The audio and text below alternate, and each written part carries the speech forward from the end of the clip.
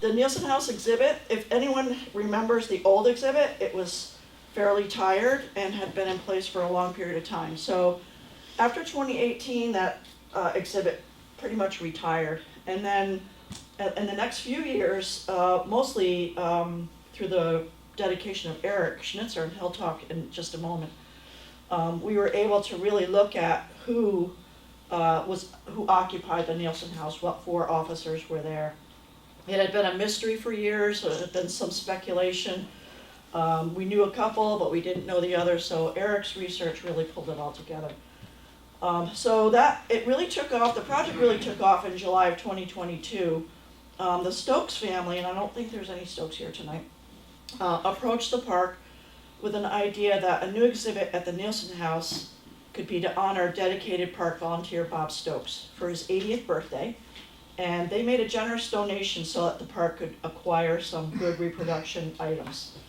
In August of 2022, I took Eric's fantastic list of camp equipage that he made by each officer and started to research possible furnishings for the house. Through his meticulous research, Eric had identified the 4 officers that occupied the Neilson House in the fall of 1777, and it was the first time that anyone had gone through all the possibilities and positively identified all 4 men. In addition, Eric's knowledge of military material culture allowed him to build a very particular list of what each officer would have had and the reasons for that. So the great thing for me was that it gave me a good jumping off point to start shopping, which I greatly enjoyed. I admit it. By early August, I built a spreadsheet of possible furnishings and began to source and purchase them. I realized right away that the bed that General Arnold would have used presented a really unique opportunity for the park. After considering some generic reproduction folding field bedsteads, and honestly there isn't much of a selection out there on the market, we at the park quickly decided that the anchor, the key piece of furniture for this room, should be a reproduction folding field bedstead. To my knowledge, there are 3 original folding field bedsteads in American museums: Mount Vernon, Colonial Williamsburg, and Saratoga National Historical Park. We had a very rare and important example of an 18th century folding field bedstead in the museum collection, hiding away. The bed, which is number Sarah 3767, came into the park's museum collection in 1987. According to the donor, the bed, along with a folding table and a set of chairs, was, quote, taken from General Burgoyne's camp equipment. The furnishings descended in the Lincoln family of Worcester, Massachusetts. This branch of the Lincoln family had moved from Hingham to Worcester. They would have been cousins of General Benjamin Lincoln of Hingham, who was present at the Battles of Saratoga and who had been wounded on October 8th. To this day, it's not known how the officers' camp furnishings became possessions of the Lincoln family, since none of the men in the Worcester branch had served at Saratoga, and Benjamin Lincoln was in the hospital at the time of the surrender at Saratoga. The documentation of the ownership of this bed is not noted in family information until the War of 1812, so about 35 years after the Battles of Saratoga. By that time, a generation past the war, the family stated that the bed and other furnishings had been, quote, taken from Burgoyne's camp. Could this have been at Saratoga or during the Convention Army's stay in Cambridge, Massachusetts? We simply don't know at this point. But I'm always optimistic, thinking it's out there somewhere. I'm hoping we can find out when and who had the bed originally. Once we agreed that we should embark on the important project of recreating the park's rare and important bed, the question of who could make this was quickly answered. Leonard Belenka, who made a reproduction dining table and a set of chairs and a piano bench for the Schuyler House, was tapped. So by the 3rd week in August of 2022, I reached out to Leonard and he expressed an interest in making the reproduction for the park. By focusing expressly on reproducing this bed for General Arnold, the Stokes family planned a surprise for Bob's 80th birthday, revealing the work that the park had begun and showing Bob the original bed that was being reproduced. The Stokes family hosted Bob at the park in October 2022 on his 80th birthday. The highlight was touring the collections facility and seeing the original field bedstead that Leonard was going to reproduce for display at the Neilson House. Bob was indeed very surprised and pleased. Some internet research pointed me toward the very talented Elizabeth Tatum, who hand-stitched all the bedding for this reproduction bed and who provided patterns for our park volunteers to make additional bedding and household textiles for the Neilson House exhibit. The finished bed and all the beautiful bedding was set up in the Neilson House on May 27, 2023, just a year ago on Memorial Day weekend. Bob Stokes, as most of you probably know, passed away last month on April 24th. It's in his memory and by his family's great regard for Bob's love of the Neilson House and the park story that this beautiful reproduction 18th century bed is now on exhibit seasonally at the Neilson House. So now I'd like to ask Eric Schnitzer to come up and give you a little bit of background. In a way, this all began with a big red box. Does anybody remember going to the Neilson House and seeing this enormous red box in the house? Sure, yeah, I do. It was there ever since I started working here in the 1990s, and it's always been a funny thing because it's supposed to be a box that Enoch Poor, it said E. Poor on the side, would have transported from place to place, carrying all of his military equipage. Now, despite the fact that no such thing ever existed in reality, there's no documentation about just a big box with rope handles that would be trucked around carrying officer baggage. I thought to myself, wait a minute, Enoch Poor was one of the people who had been at Ticonderoga and during the retreat lost all of his baggage. So even if he had such a thing, which he couldn't have had in the first place, he would not have had it here at the Battles of Saratoga. So why have it on display? This kicked off with the opportunity Chris mentioned in the late 20-teens and during the pandemic period, where we had time to look at the research to try to identify what we could better put in the house to make it more authentic, more accurate, compared to the way it's been since the 1970s. This is a copy, Chris knows what this is, the John Neilson House Historic Furnishing Study from the 1970s. So that's what the displays have been based on since that time. So I started looking into what I thought would be more appropriate for people like Enoch Poor and Benedict Arnold, who would have been in that house at the time of the Battles of Saratoga. And we knew they were there. Historian John Lazater back in the 1960s discovered the data which demonstrated that Poor and Arnold were in fact in the Neilson House at the time of the Battles of Saratoga. And he didn't know about other people who may have or may not have been. He wasn't sure, and a lot of the other corroborating documentation wasn't clear, but he determined that. And I knew what source he used, and I'm like, yeah, he's absolutely correct. More on that in a moment. But as I started looking into what appropriate replicas of material culture should be in the house, it suddenly occurred to me that it was more important first to identify the people who would have been in the house, and then create the list. So in other words, I wasn't just going to say, Poor and Arnold were in the house, this is what they should or shouldn't have, and that's what we should get. Rather, let's take a step back, more of a holistic perspective, and try to identify the people who were in the house in the first place. Was it just Poor, was it just Arnold? Let's find out. And so I did, and it took me some time. Longer than I thought, but these things often do, right? So I determined that Enoch Poor was in the house, right? Benedict Arnold was in the house. Also a person who was definitely in the house was Henry Brockholst Livingston.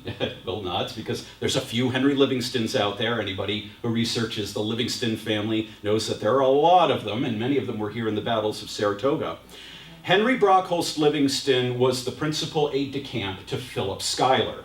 Philip Schuyler had been replaced by Horatio Gates in August of 1777. So Henry Livingston at the time did not have active duty. He was still an aide-de-camp, he's not like fired or something, but he's not doing anything. He's down in Albany, and then the American Army's moving up here, and then he writes to Philip Schuyler and says, please, can I go and join the Northern Army? I'm a young guy, a teenager in fact, I want to be active, I want to do service for my country. Philip Schuyler says, yeah, I'm just waiting for that court-martial that Congress has threatened me with, and so that's not forthcoming anytime soon, so you go on up there, Henry Livingston, and participate in the inevitable battles of Saratoga, right? So Livingston comes up. Benedict Arnold takes him into his military family immediately. And this is actually a major cause for the rift between Horatio Gates and Benedict Arnold. No time to get into that. But there's a letter specifically referring to the fact that Henry Livingston was literally living with Benedict Arnold in the Neilson House. So he was there. That's pretty clear. Also, if we have Henry Livingston there, who was appointed as what was called aide-extra to Benedict Arnold, what about Benedict Arnold's own aide-de-camp, Matthew Clarkson? Where was he?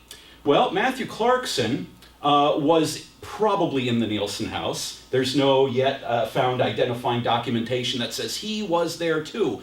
But I can't imagine that an aide-extra for Benedict Arnold would have been in the house, and his actual aide-de-camp would have been relegated to a log hut outside or something like that. More on that in a second. So the idea that Matthew Clarkson, aide-de-camp to Benedict Arnold, would have been the house, I think, is pretty clear. There were other candidates who may have lived in the house. No time to go through them all, but people like Richard Varick and the like, I was able to absolutely exclude all of them from having any plausible stay in the house whatsoever. So these four guys, definitely Poor, definitely Arnold, definitely Livingston, and absolutely, positively, probably, Matthew Clarkson were the four officers that were in the house. But we have to remember that every single officer had a servant, a waiter as they were called, who was a soldier in the ranks of an affiliated regiment. And so the officer of, let's say, a particular company or a regiment or an associated state, in the case of these staff officers, they would select a soldier from the ranks who would be a soldier in battle. They still had to drill, but they didn't have to labor. They didn't have to pull guard duty. Instead, they would serve their master, their officer.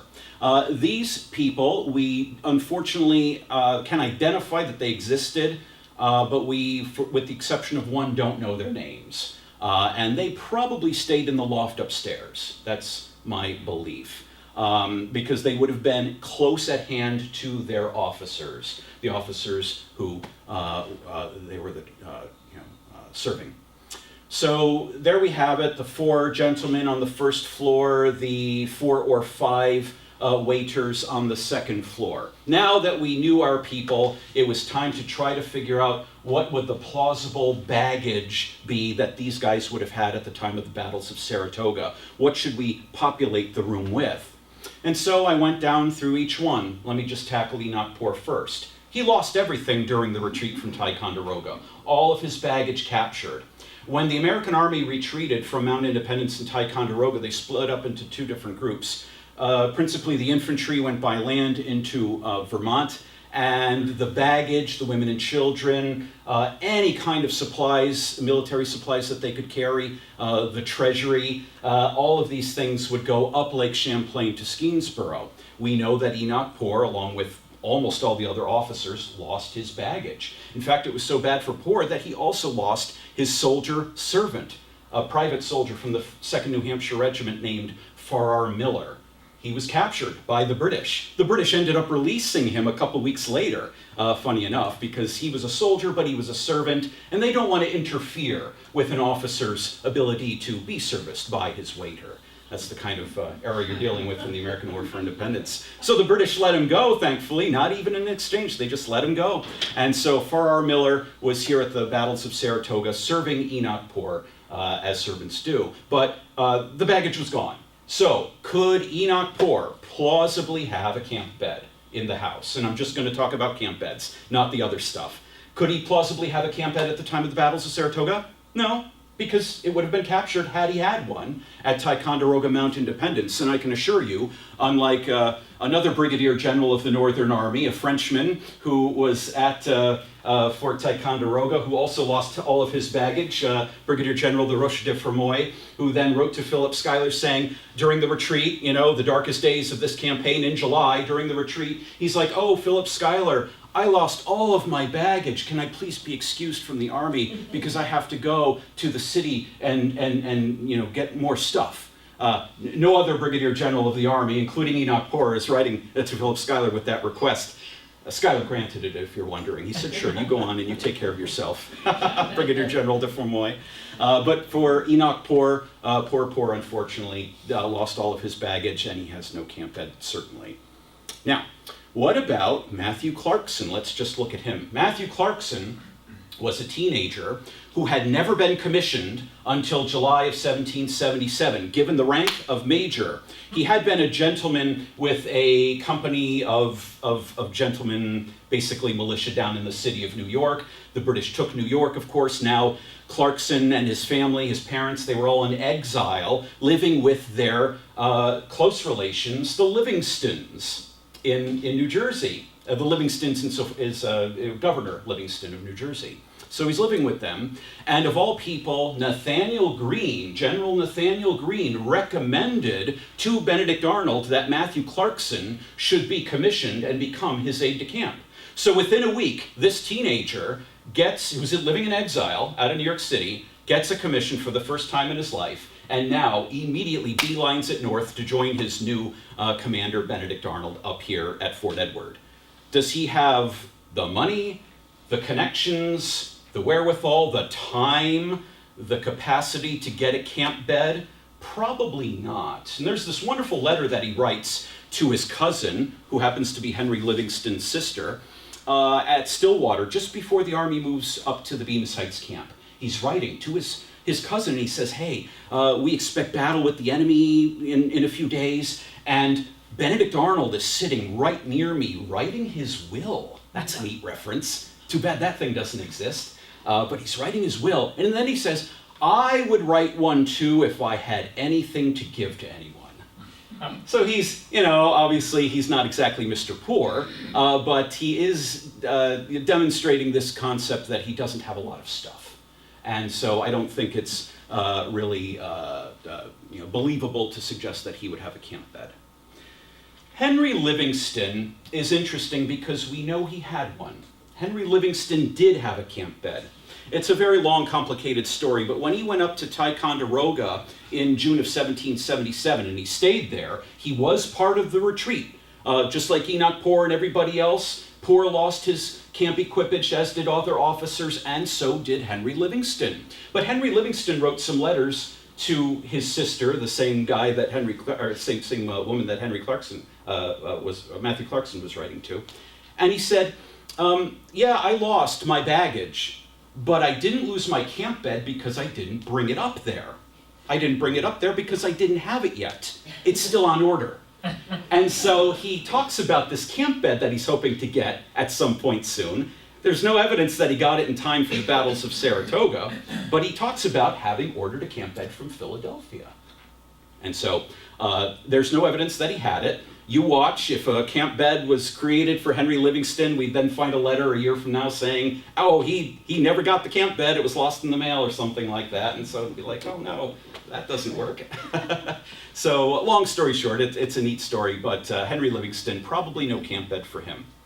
And then we have Benedict Arnold. What about him? Now, unfortunately, Benedict Arnold does not have an extant inventory of the camp equipage that he had at the time of the Battles of Saratoga. There are other inventories of other officers, thankfully, that do list their things. I'm talking about American officers, let's say of the same rank, Horatio Gates, inventories of their camp equipage, and guess what Horatio Gates has? A camp bed. He sure does. He has it here at the Battles of Saratoga. No surprise. I mean, he's a major general. What about Benedict Arnold? Well, he's a major general too. He has the means. He's a wealthy guy. He's not poor. You can't be a major general and be poor, let's be honest. That doesn't happen. So he has the rank. He has the baggage allowance. When we think of these things, we have to remember that these officers, depending on their rank, are going to have an allowance for their baggage. In other words, you can't just be an ensign and bring all the stuff you want to bring with you. The Army will tell you how much you can bring with you. If you're a major general, you get an entire wagon, a four-wheeled carriage devoted to your baggage. So he has the means, he has the, opportunity to carry these things. He definitely has the motivation. If anybody has an interest in displaying their rank, insofar as living the life of the person holding that rank, it's Benedict Arnold. He's incredibly jealous about his rank. I mean, that's like the one truism you can say of Benedict Arnold above all others. He has extreme jealousy of his rank. He writes about it constantly. He threatens to resign if he doesn't get promoted. So his rank is very special to him. It's very near and dear to him. Did he have, beyond just having the rank, the money, etc., does he have the opportunity to acquire a camp bed? Of course he does. He absolutely does. People like Horatio Gates, George Washington, they're ordering, Henry Livingston, they're ordering camp beds from places like Boston, Philadelphia, etc., etc.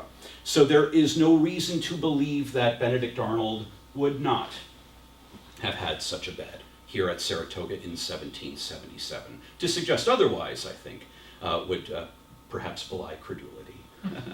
Thank you.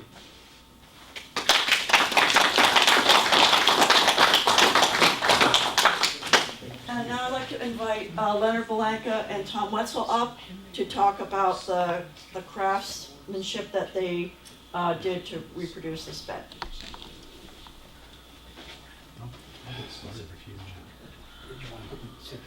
Yeah, so I guess what we're going to do is actually set the bed up and see how that goes. Maybe I'll try talking while we're doing that, and maybe I won't.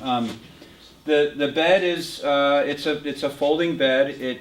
All the frame, you can see what it looks like when it's set up, but when it's broken down, folded up, it can be packed away in something that's about this long by this, thrown on a wagon and taken wherever it needs to go. Let's get it up on its feet. So that's it. Get the other one, and then you want to flip the hasp down. So the structure of a lot of what I might say now, I was going to say after we set it up, but the structure of the bed is really quite simple. It's very sophisticated and very elegant, and it really consists of 4 posts that are put together in 3 pieces. The bottom, this is a little bit tight, but get it? Yeah, it's fine. The bottom, because of these articulated joints, which I'll get into in a little bit, how they're made and how they, sort of function. The bottom leg, portion of the leg, is broken here with a joint and folds up. The top of the post is broken at this joint and folds. The bottom leg folds down, the top post folds up. Let's just kind of spread this out a little bit, and hopefully it'll just spring into place. Yeah, there it goes. So the whole framework opens up. By means of these, I just want to mention Eric Schatzel, who's the blacksmith that made all this gorgeous hardware from scratch out of steel stock. He was unable to be here tonight. He made these after the presentation. Please come up and look at the hardware especially. It's really beautifully made.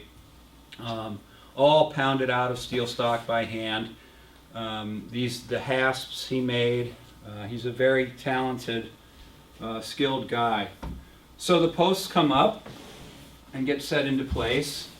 And at this point, we maybe just go right ahead and put the let's put these in, Tom. Yeah, because that'll sort of register it. And these are all numbered too. Okay. Again, one of the things I was going to mention at the end of my presentation, our presentation. By the way, this is Tom Wetzel. He's not only my assistant, but he's a master chair maker and wood turner. This is number 1 and number 2 on this end, Tom. I think I have that one here. Yeah. He's been making chairs for a long time and is really skilled on the lathe. And he's the turner that made these, there we go. that made the turn parts of the bed frame, the lower part of the leg and the upper part of the post, as well as the finials, which are really, this has to slide down here. There we go.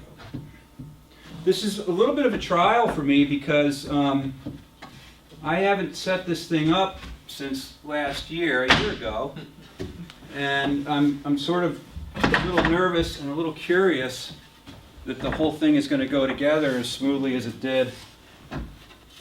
That's it? You got it? Yep. Anyway, I started to say that the mattress supports, which we're putting in now, which kind of registers everything where it needs to be.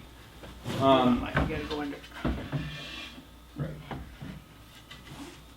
There she goes, there she goes. This is one of the departures from the original that we decided, Chris and I decided we kind of had to do this way because the original support for the,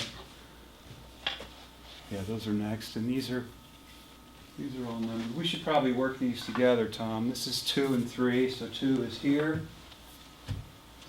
2 is back here. You're over there. Mm-hmm.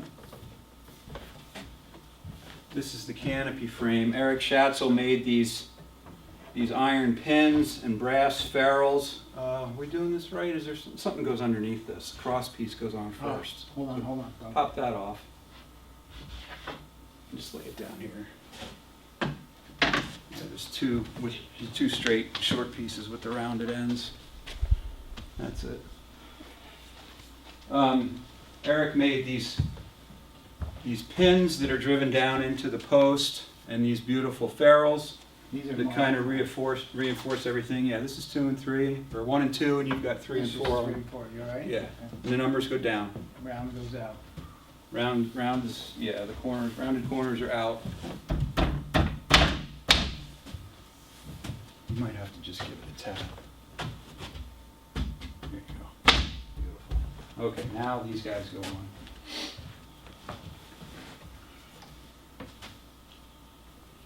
So Tom and I kind of worked together to figure out how to do some of this stuff, because the turnings are really incorporated. It's with everything.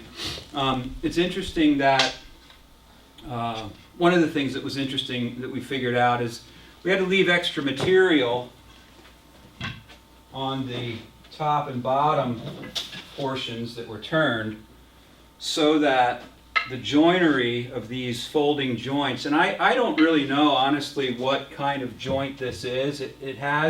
It's sort of a rule joint, Mm-hmm. and it's sort of a knuckle joint, but it's also kind of an open mortise and tenon. And I have some samples there again that I'll show when we're done setting this up.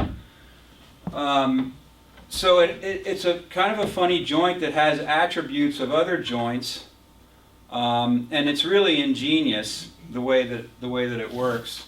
Oh yeah, here's a 1 on it. This is 3 and 4, so this is yours. Okay. I got 1 and 2 down here. And maybe we should work these together because your end Yep. All right. will go in I'm there. not. Do you have them marked each one? I don't know. Okay. Just It try fell it. in. It fell in. Try it and see. Here, let me hold that. They are all I fell in nice over here. It's a little tight. Wanna Let's try flip it flipping it? around, yeah. The light's not very good in here. No offense to, anyone. There we go. Yep. You. Okay, now we go down here. This is 1. So I think they're all the way up. You in? Yep. Okay, Oh, good. there you go. So there's the Video. bed frame. Nope. Finial. Finials. You do a deep bow, right? Yeah. So these are the finials. Tom also turned these. I'm particularly pleased with these because in consultation with Chris Velosin, I actually designed this finial. She thought that acorns would be appropriate, and so I did a little bit of research and study and came up with a drawing that she approved. And then Tom, I think it's fair to say, Tom, this was the most difficult turning aspect.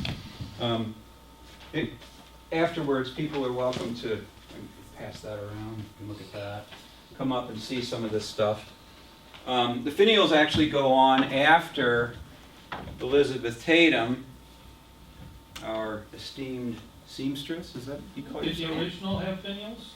The original had finials. Good question. The park has the finials. Yeah, they're not they're- original to the period though. The finials that we Correct. have with the original bed are probably late 19th, early 20th century, not so well done finials. And when I looked at that, I was like, I don't want to reproduce those, so Yeah. they're not of the period.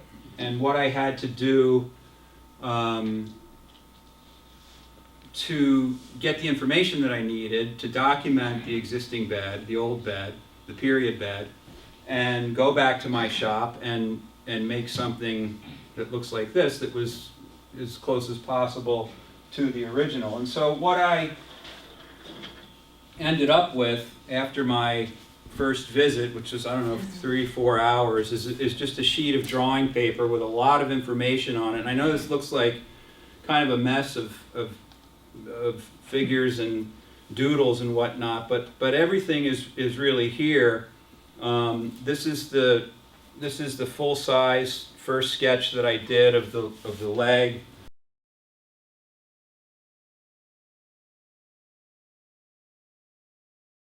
On my own. I'll pass this around and you can look at it.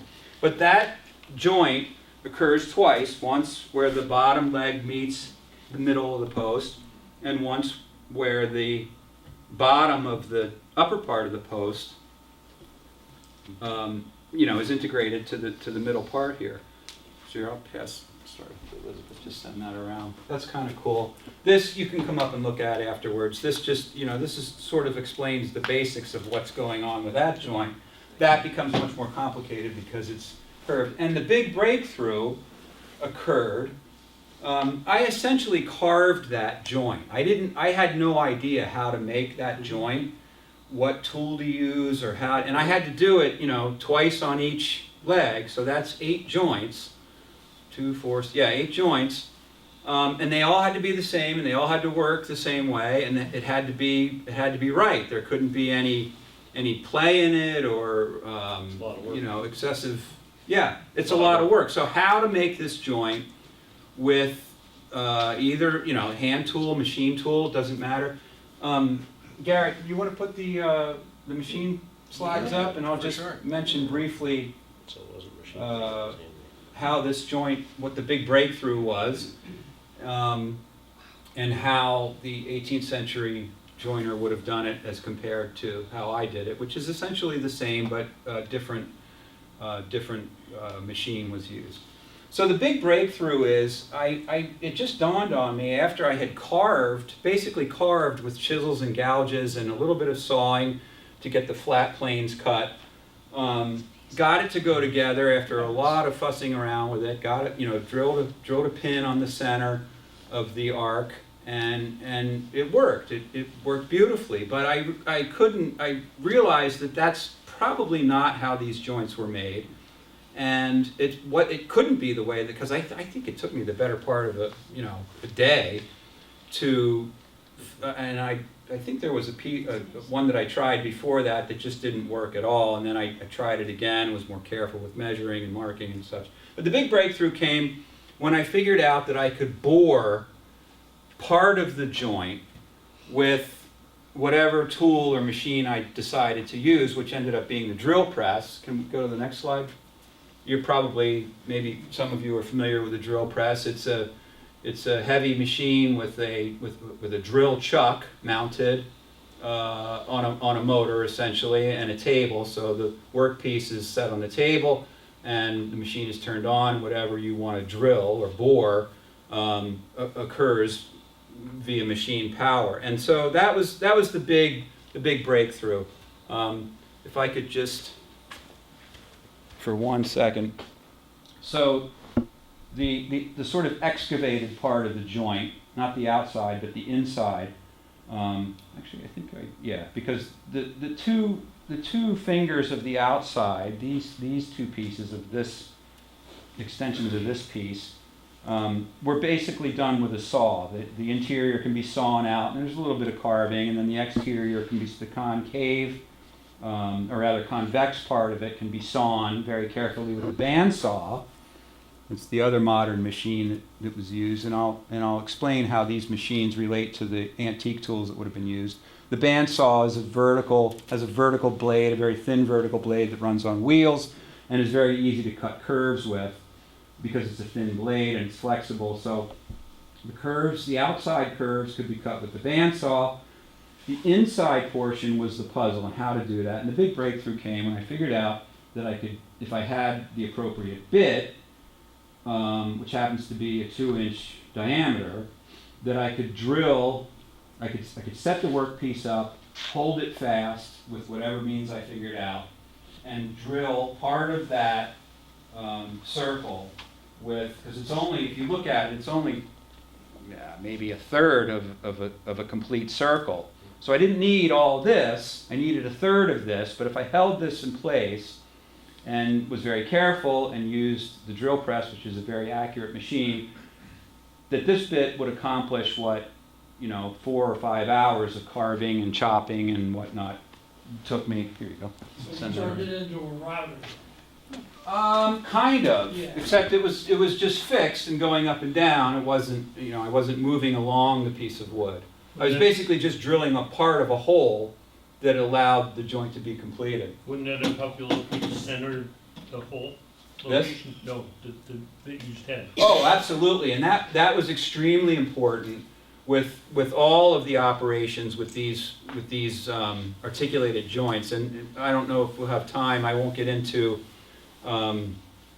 what was involved in making in excavating the material to allow these heavy hinges. These hinges are amazing. They actually, the leaves of these hinges taper from about 1/4 of an inch near the barrel to about 1/8 of an inch on the end of the plate here.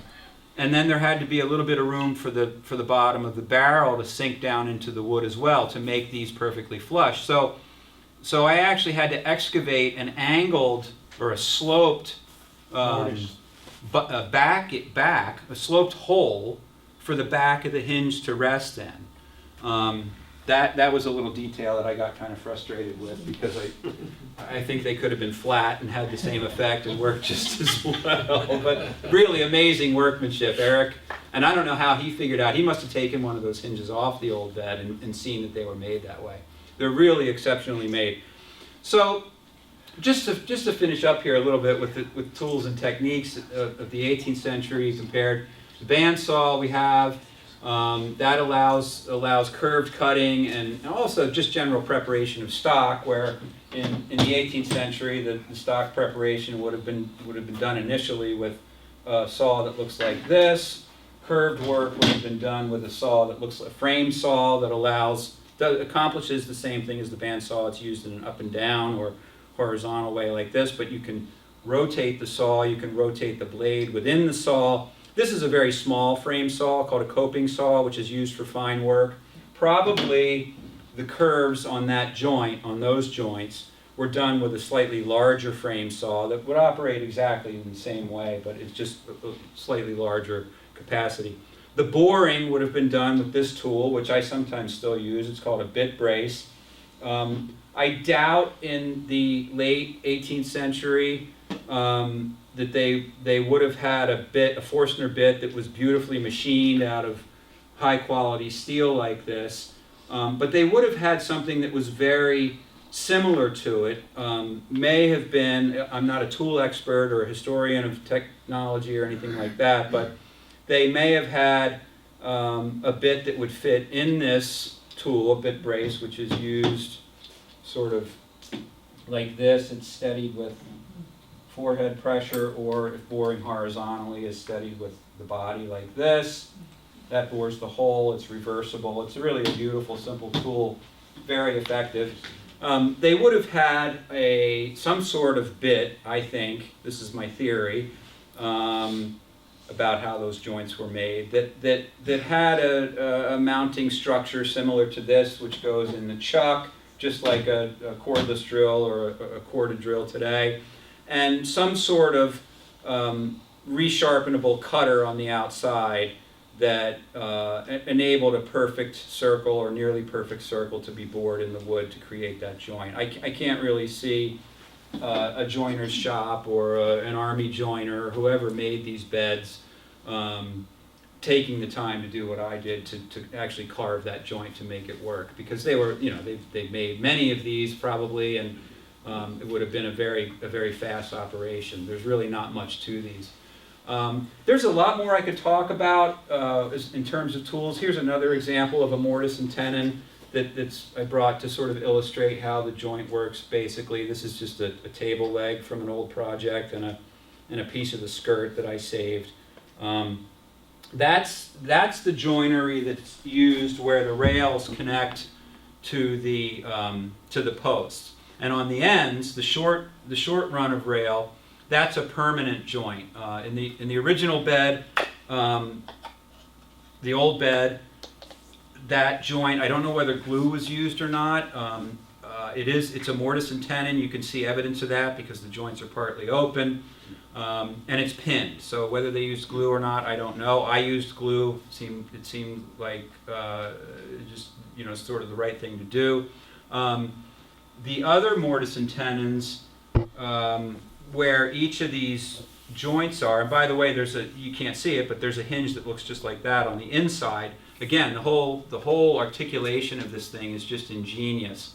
Whoever figured it out, it was really a smart person.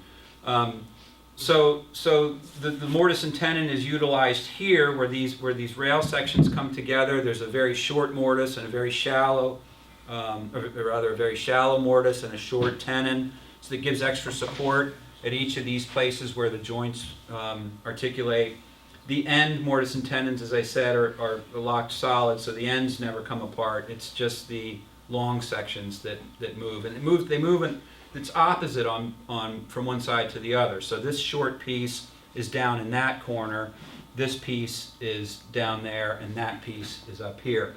The end of this piece is, I think, yeah, this piece is also locked into place. This is a permanent joint here, and its opposite mate on the other side is a permanent joint in this corner. So some of the joints are fixed forever, other of the joints are articulated, and it's pretty obvious which is which. I don't know how we're doing for time, Garrett. People's eyes glazing over. Was this a colonial design, or did the British have a camp bed like this too? That is another good question. All good questions. I don't know, and I'm not a conservator or a historian. I'm really curious about because there were different forms of these beds. The French had a sort of similar model that they provided. Whether the army made those or a shop made them, I don't know. As in the case of this bed.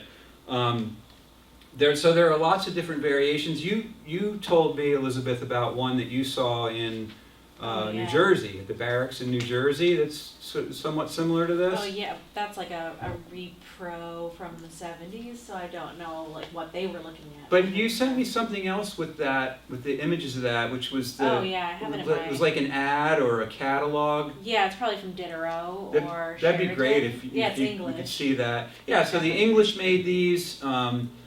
The Americans probably made them. I was wondering about the sort of history of the Parks bed. There's an example of another. I don't remember where I found these.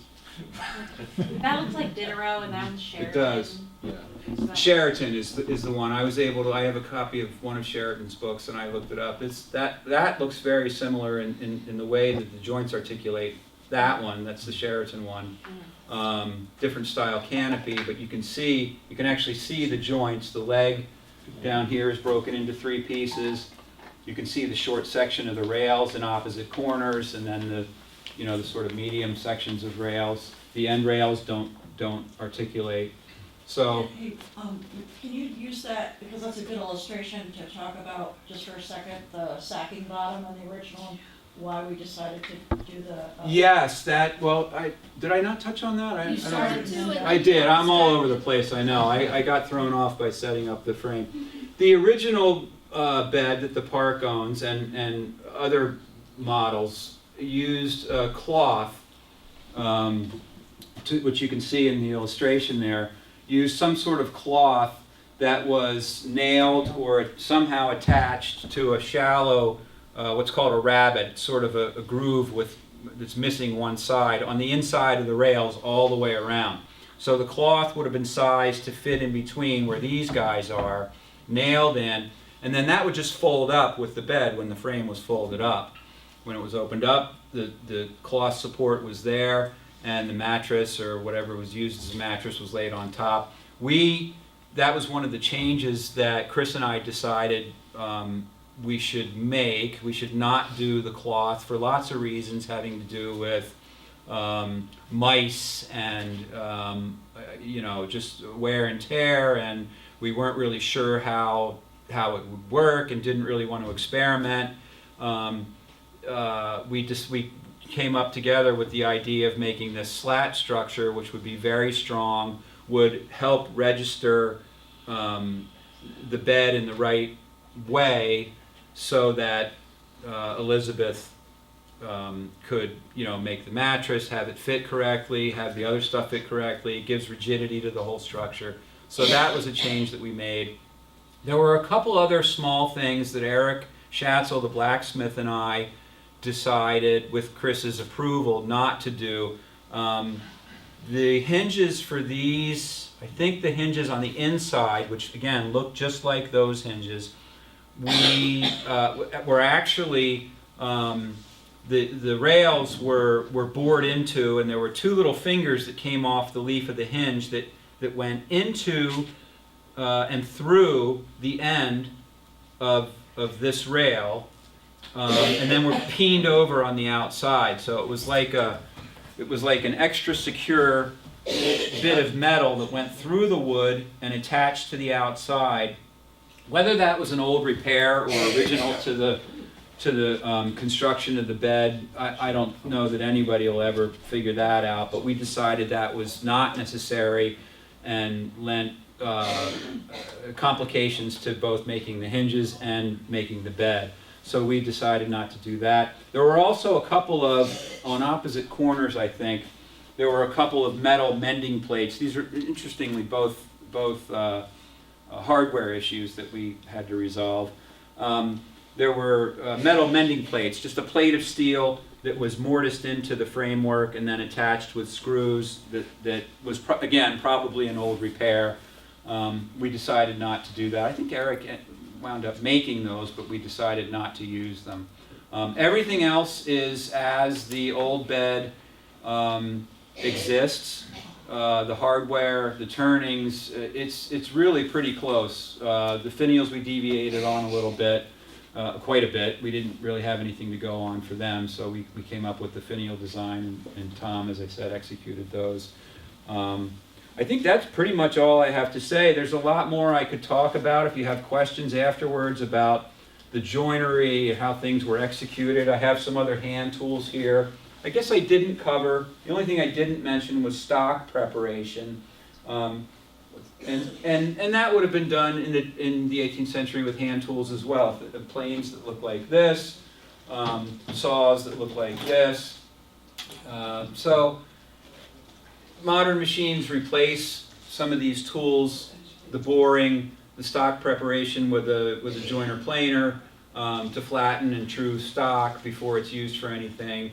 That makes it easy for a single person like me, not a single person, but a solo person like me, to be able to do this kind of work, not just this, but any sort of furniture or woodworking project. So again, if you have questions, I'll be happy to address them afterwards. Tom's going to talk a little bit now about turning and lathes and like that, right?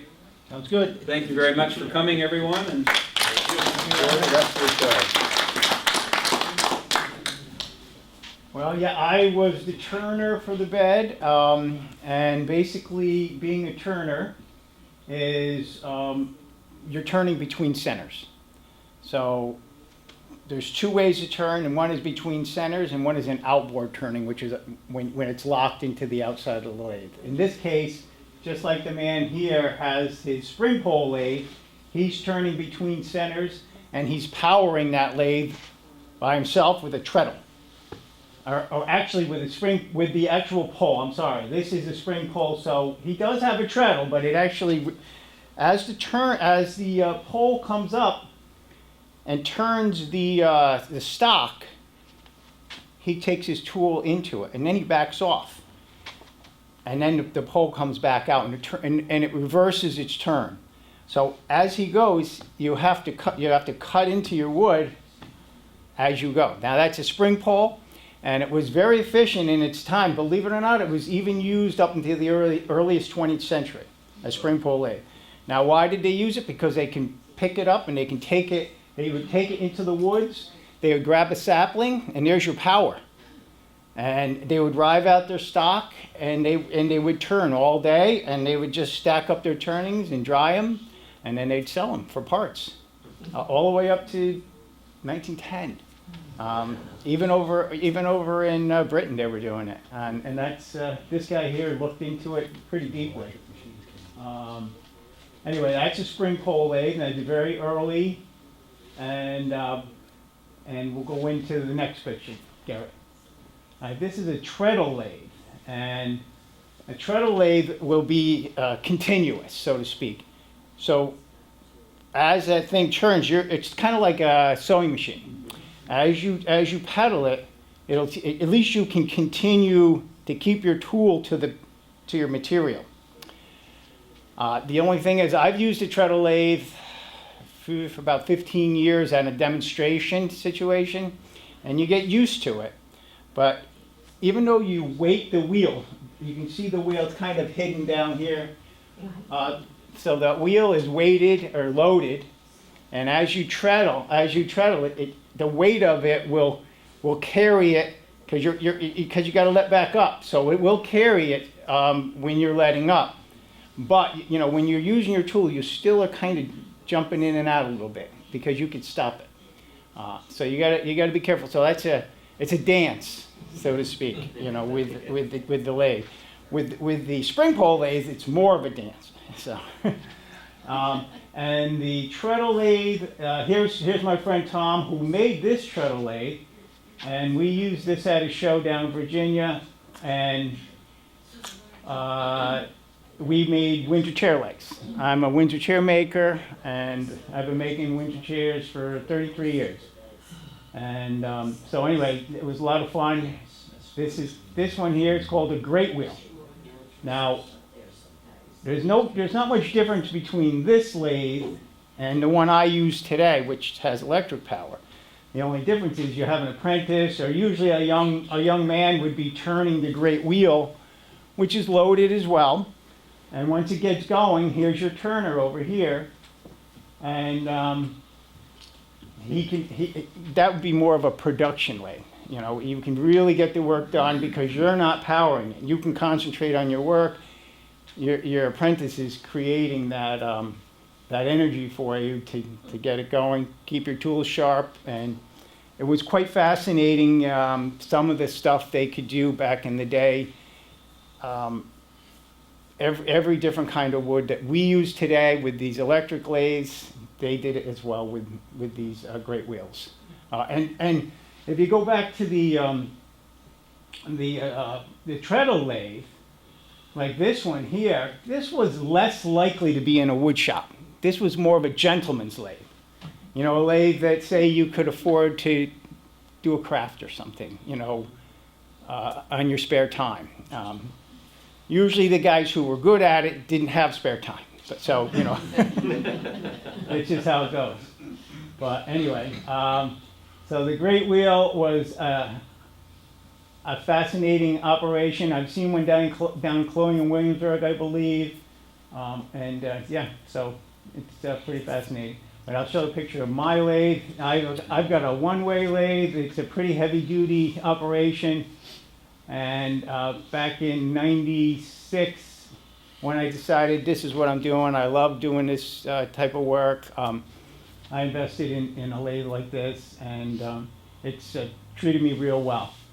So I will do many turnings. If you go to the turnings above, yeah. So these are the legs that sit above my lathe, So all different kinds of legs. They come from different parts of the country, and I do American Windsor chairs, not English Windsors. Not that I wouldn't do an English Windsor, but I've never been commissioned to do one. So, and they're a little stiff anyway. I mean, the American Windsor, it's very expressive. So if you look at the different legs, you've got different turnings that came out of different parts of the country. You've got turnings that came out of Philadelphia. You got a Rhode Island turning. You got New York turning, as well as the chairs. Certain chairs came out of Philly, New York, Rhode Island, New Jersey, and it's a pretty interesting study if you get into Windsor chairs. Yeah. Are these patterns for you? These are patterns from me that I took out of when I learned how to turn it. When I learned how to turn when I was very young, I would find pen and ink sketches of the turnings, and I would put the book up in front of me, and I would just turn all day. I'm a hand turner. I'm not a duplicator. I don't have duplicating apparatuses. So I like to express myself through my chairs, through my turning. So everything that comes out of my shop comes from me. I don't buy parts, so to speak. Like a lot of guys will buy their legs or they'll buy their steam bend parts because they don't want to steam bend. But I enjoy the challenge, so I'll do that type of thing. So, but yeah, so there's a variety of bar stools and there's some table legs in there somewhere. It's kind of a mismatch. Tom, this is going to hang up there, right? What's that? This is going to hang That's up going to there. be hanging up there. Yep. And that'll be the bed leg. But basically that's what I do, and I did the turnings here. It was a wonderful project, and I appreciate Leonard coming to me to do the turning. Turning does take a lot of effort to learn. It looks very simple. It's kind of like bricklaying, you know. It just, if you ever tried it, you've got to, it takes time to develop that skill. So anyway, any questions related to the turnings? Yeah. How do you duplicate all four to be the same if you don't have a pattern? Leonard drew up a pattern, and I can see the pattern with my eyes, and I transfer that into my hands. I can see it. Now, I will take outside diameters. I don't take inside diameters. Here's your models. I think that was the first one you did. Yeah, that was the first, right, and then we shortened it up a little bit. Fine-tuned it. But, yeah, I will take outside diameters, but not inside diameters. It's just, you don't want to, spend way too much time. You want to do what they did, really. They interpreted it. If you take those finials or even these legs that are turned, and you start micro measuring them, they're going to be different. And if you do that with any 18th century, even 19th century piece, they're all going to be a little different. And I have actually learned over time, the more different they are, the more valuable they are. It kind of proves that it was done in that era, and they weren't done in a reproduction lathe where you have a mass-produced operation. So, and that's not really why I do it. I do it because I want to express myself through my work. And my chairs, people can see that that's my chair. I mean, I can tell that's my chair because I did it, and I've made over 1,000 chairs now. All Windsors, mostly Windsors. I've done some ladderbacks, but mostly Windsors. And but I can see my chair, and other people are starting to say, "Oh yeah, that's a Tom Wetzel," which is nice because if you see an Ebenezer Tracy, he had his own specific look of his chairs. Even though they're American Windsors, it's an interpretation. It's not an exact copy. So I'm Elizabeth. I did all of the textile work for dressing this bed. I came into this project in October of 2022, and it was really nice because I'd come in and Eric had done all this research on, the types of textiles that would be with the officers, and they'd already gone and purchased all of the fabric, so I didn't have to source any of the fabric. It was just given to me, which is nice. Often half the work is finding the appropriate fabric for a lot of this. There are a few vendors that sell historic reproductions for fabric, but it takes time to find the appropriate thing. So it's nice to just be handed the stack of fabric to work with. And And I will say that all of this is hand done because I can't reproduce these types of seams using a machine. It's just not possible. So it is all hand stitching, and I'll go through some of those stitches you'll see in what I made. But first off, I have this wonderful list of the different things that officers carried with them, which Eric has touched on already. But this is just to emphasize that the officers traveled with a lot of stuff in order to make their lives comfortable. A lot of the textiles is about cleanliness, and cleanliness is always attached to maintaining your health. So they're traveling with a lot of textiles. And part of those textiles is the curtains for the bed, you've got the sheets for the bed, you have the mattresses, the bolsters, they're traveling with towels to keep their bodies clean. So there's a long laundry list of items that they're traveling with. So this here is a 1768 guide for young officers who've just gotten their commission, and it's a list of, here are the things you should be traveling with if you're expecting to go out to the field, and a field bedstead with a painted canvas bag to hold it, along with bed curtains, a quilt, 3 blankets, bolster, pillow, mattress, and pallet. Those are the things that were recommended. Now, like I said, they had purchased the fabric, so I didn't have to worry about finding an appropriate fabric, but what they did choose was a linen check, which is very appropriate for camp beds of this period. Linen checks became popular in the mid-1770s for furnishing curtains, and linen, also just being a very important fabric, is a very washable fabric, which is very important when you're traveling with a camp bed. Even you'll see in this military medley here, it says there's a recommendation that you bring enough money so that when you're in barracks or in the field, there's an additional expense for washing bed curtains, sheets, pillowcases, and towels. So having washable curtains was an important part of this. And up here I have George Helblewhite, who was, a very, very famous furniture maker in the 18th century, and he's quoted as saying, "Bed hangings may be executed of almost every stuff that the loom produces." So you'll see a lot of bed hangings are made out of wool, especially if you want warmer hangings. But again, linen is also a really good fabric for hangings. So you see in this image on the right here, but I just wanted to demonstrate that there's a difference between, the bed that you see in someone's house and then the field bed. And that means there's a difference in construction of the curtains that go on someone's house bed and the curtains that go on someone's camp bed. And for me, that becomes a bit of a puzzle because military camp bed curtains don't really exist. At least I've never come across an example in the collections. If Eric has come across, I'd love to know.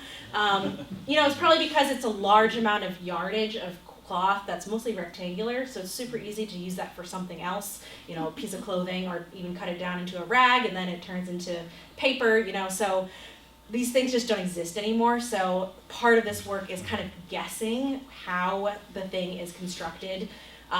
So I've made 2. I made one for a museum in New Jersey several years ago now, and this is my second time doing it. So I've learned a lot in this process.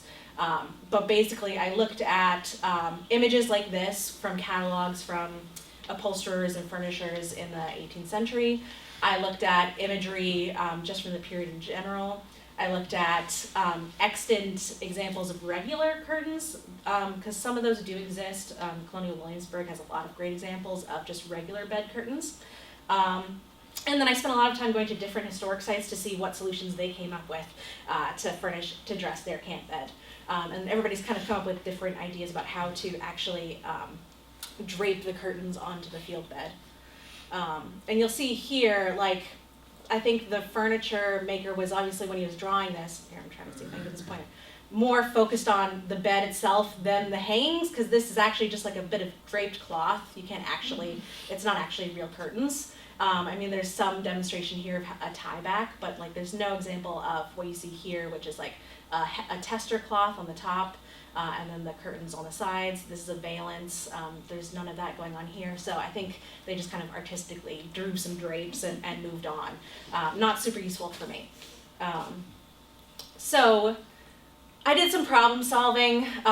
If you look at original beds in the home, a lot of these beds are suspended on metal rods, and then they have tape ties that are then attached to brass rings so you can slide the curtains back and forth. We don't have any of that type of hardware on a bed like this. So I had to figure out the best way to hang the curtains, and my best guess was to take that tester cloth, which you see on the tester cloth is what we call a canopy. So, and actually attach the curtains to the tester cloth in one big piece, so that you didn't have to take it apart. It was just all one big piece that would go on and go off. So that's what I ended up doing.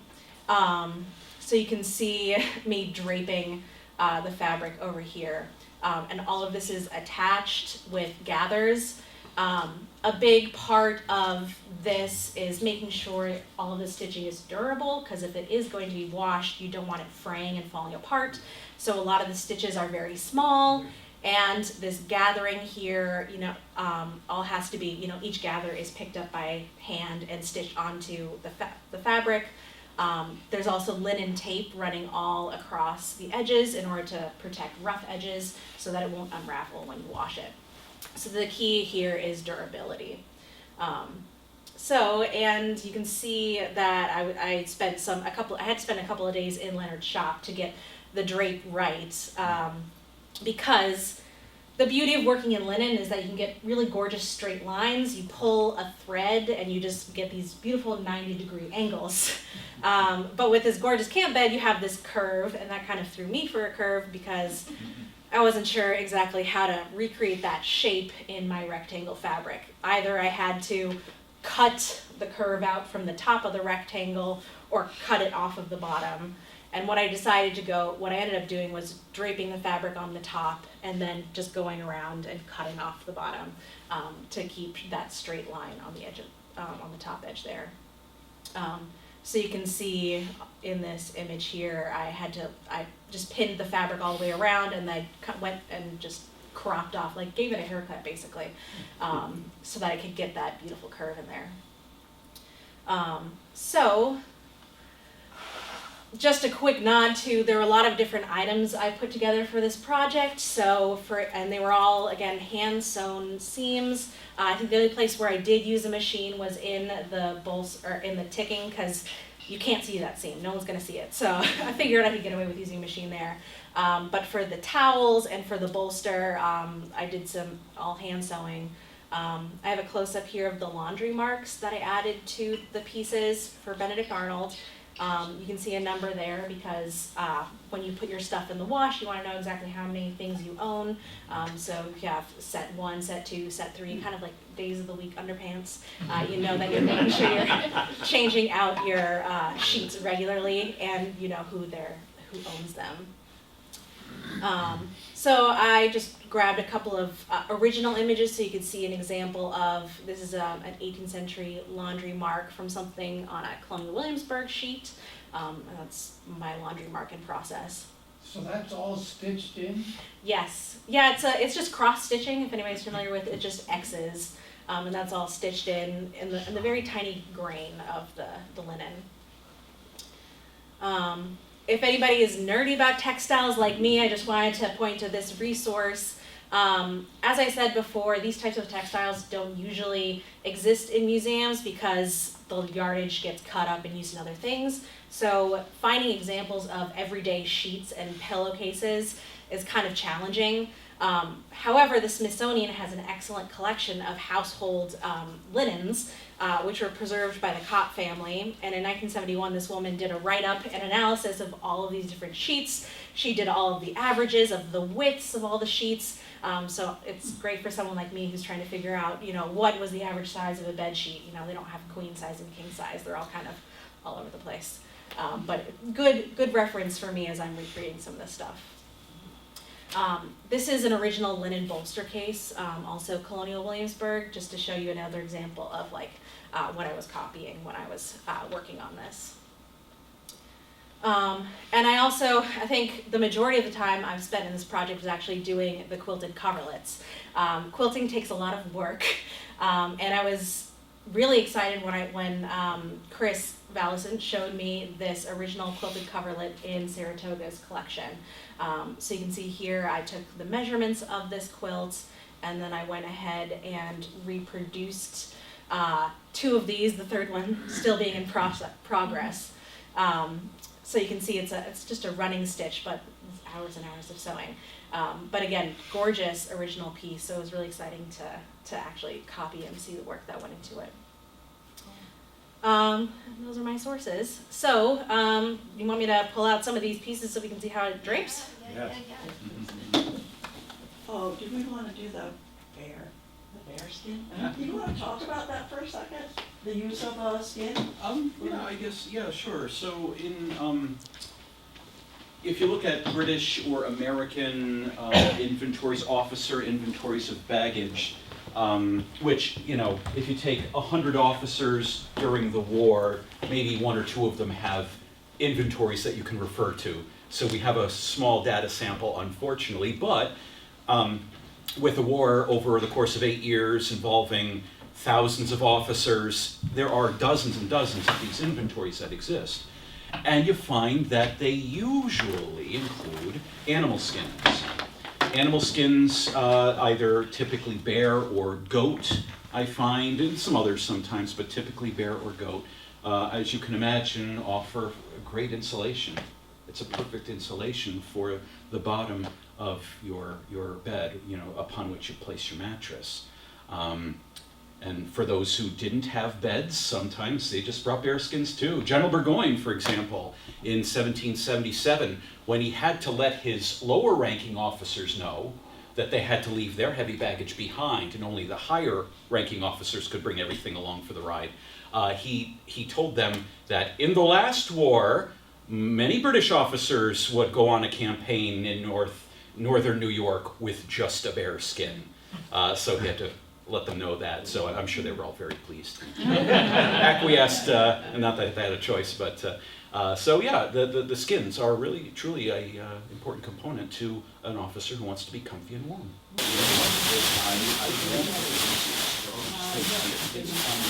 Bear or goat. So, What's in there? so this is a ticking, yeah, that's a really good question.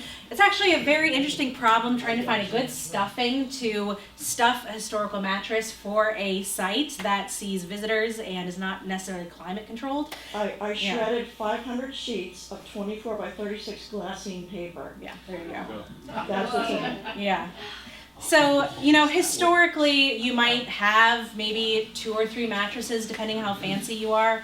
I know if you go and visit the reproductions at the Museum of the American Revolution in Philadelphia, they have Washington's bed set up with 3 different mattresses. The bottom one is horsehair, and then there's a feather one in there, and then the top one is straw, being the one that you could always take out the stuffing and replace it with fresh straw.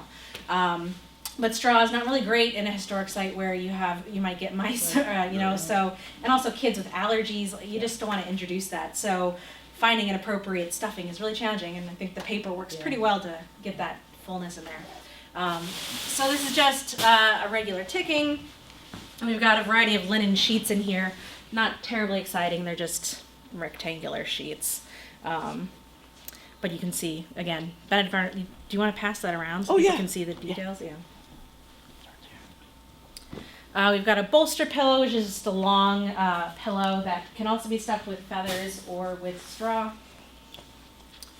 And then is this Rabbit Goodies? Yep. Blankets, the wool blankets. Very, very nice reproductions of wool blankets.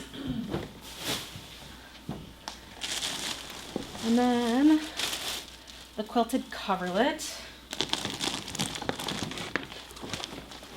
You can't really see. Should I just pass it around? You can't really see anything. Yeah, here, let me pass it around. The stitching is hard to see otherwise. Cool. Let's see. The most awkward shape. Yeah, right.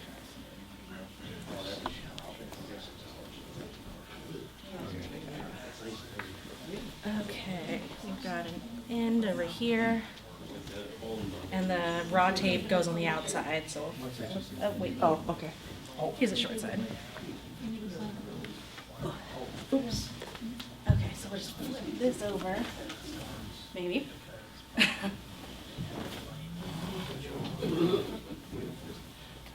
Oops, am I upside down?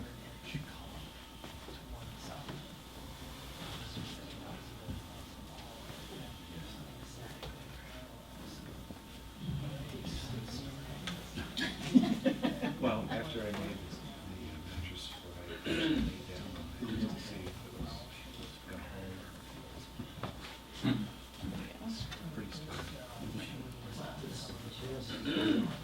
It's pretty Ah, okay, there we go. Got the tie backs.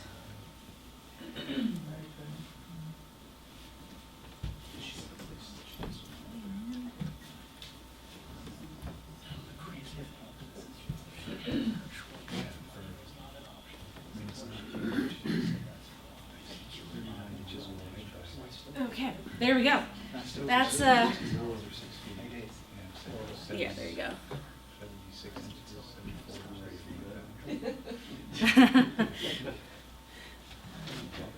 Yeah, so at the end of the day, you've got privacy, you've got warmth, you've got protection from bugs. So while it looks very opulent, it's actually very practical.